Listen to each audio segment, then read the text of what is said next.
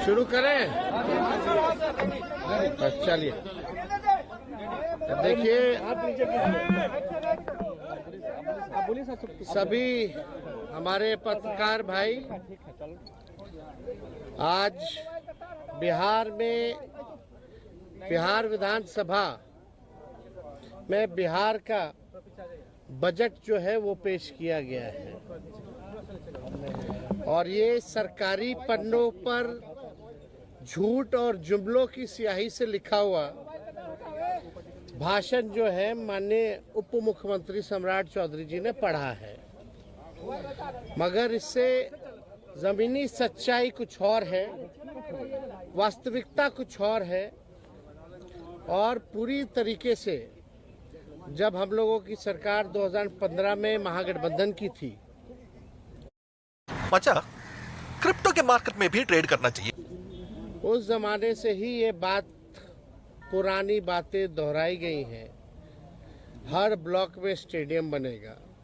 शायद इनको स्टेडियम की परिभाषा समझ में नहीं आती है।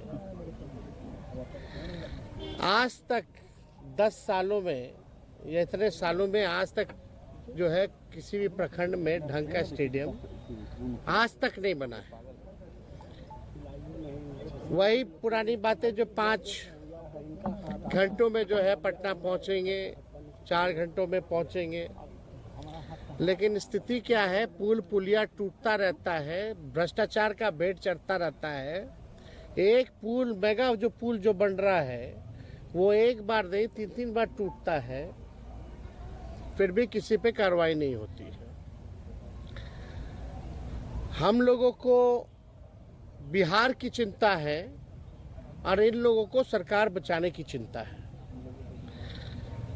हम लोगों को लगा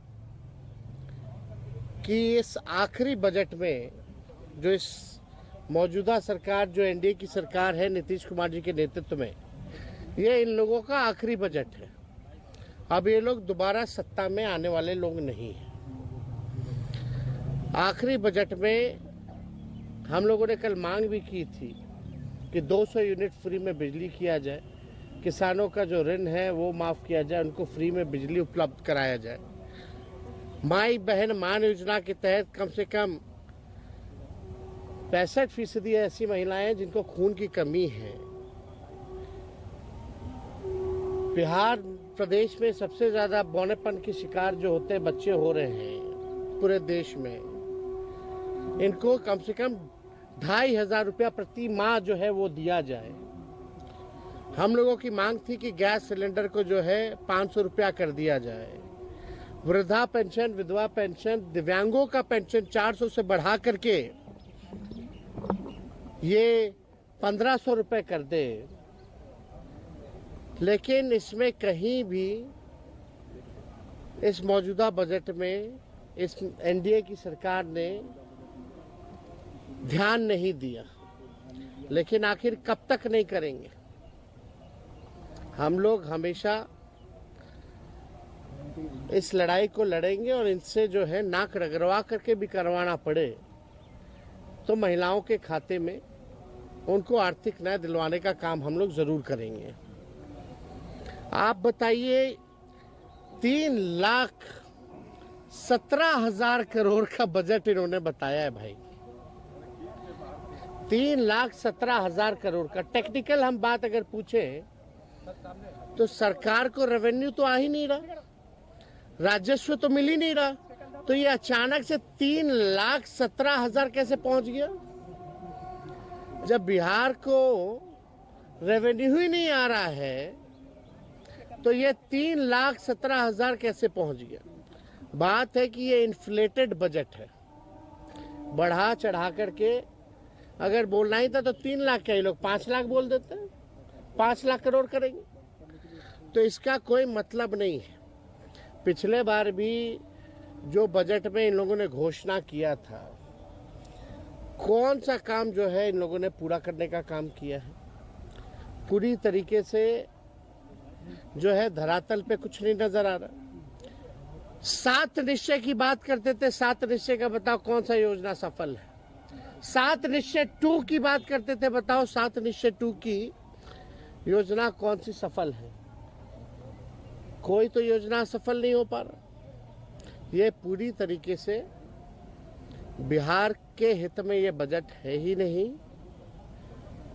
ये केवल कागजों पर जो है ये बजट जो है केवल रह जाएगा, जैसा कि हम लोगों ने पूर्व में भी देखा है। केंद्र सरकार ने धोखा दिया, बिहार के साथ सौतेला व्यवहार किया है। आप बताइए बिहार में साक्षरता को बेहतर करेंगे कैसे? इस पे बजट में कोई प्रावधान नहीं है, बल्कि बिहार साक्षरता के मामले में सबसे फिसड्डी राज्य है। प्रति व्यक्ति आय बिहार सबसे पीछे है पूरे देश में। प्रति व्यक्ति निवेश बिहार जो है सबसे पीछे है। किसानों की आय में सबसे पीछे है। सबसे ज्यादा पलायन बिहार में है।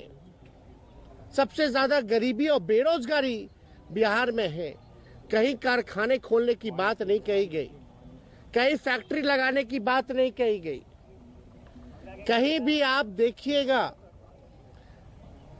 नौकरी रोजगार कैसे नौजवानों को उपलब्ध कराएंगे इसकी बात नहीं की गई। कैसे पेपर लीक रोकेंगे इसकी बात कहीं नहीं कही गई।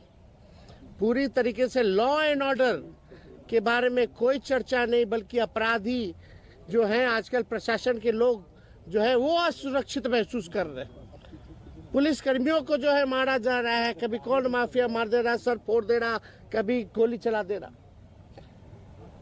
पुलिस का मॉडर्नाइजेशन कैसे हो इसके बारे में कोई चर्चा इस बजट में नहीं है। पलायन को हम कैसे रोकेंगे इसके बारे में कोई चर्चा नहीं। बंद चीनी मिल हो, जूट मिल हो, इसको कैसे खुलवाएंगे इसके बारे में कोई चर्चा नहीं है। दिव्यांग भाइयों के बारे में कोई चर्चा नहीं है।